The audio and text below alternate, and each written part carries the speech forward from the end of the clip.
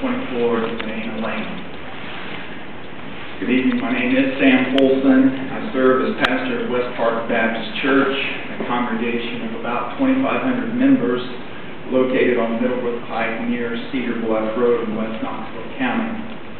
I'm grateful for the opportunity to speak tonight representing our church, and I also know, as a representative of many pastors and members of the clergy in our area, regarding the involvement of Planned Parenthood in Knox County Schools. I'd like to begin by quoting a great man who said, "The Almighty has His own purposes. Woe unto the world because of offenses, for it must be that offenses come, but woe to that man by whom the offenses come." That quotation is from our greatest president, one of our greatest presidents, Abraham Lincoln, in his second inaugural address.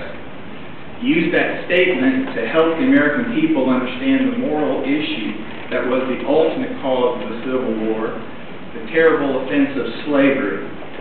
President Lincoln said that it was the offense of slavery that brought our nation and its communities the horrible consequences of the war. To prove the point of this belief, President Lincoln quoted someone greater than himself, Jesus Christ.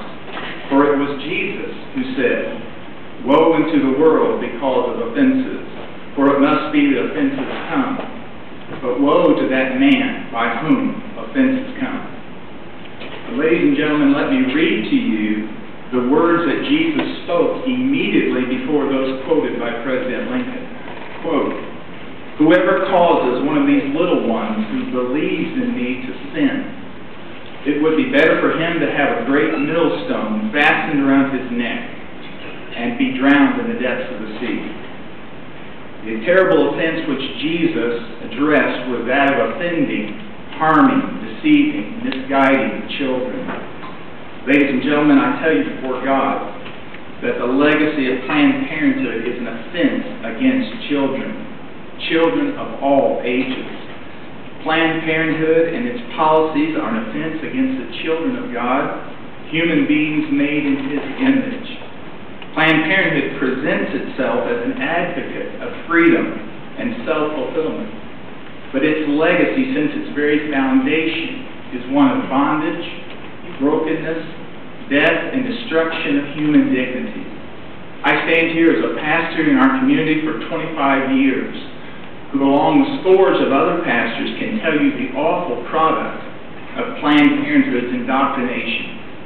Devastated people to whom we minister, who in their youth were told by Planned Parenthood representatives that human life was just a mass of cells to be discarded without consequence, that they could find freedom by ridding themselves of an unplanned, unwanted pregnancy, that their parents did not need to know about the procedure to end the pregnancy, and that Planned Parenthood could help facilitate the obtaining of the procedure. They and other young people were told that their sexual practice is a matter of their own personal choice, and that freedom of their sexual activity in any form desired is a personal right. Ladies and gentlemen, if there's any organization in America that comes under the woe announced by Jesus, it is Planned Parenthood.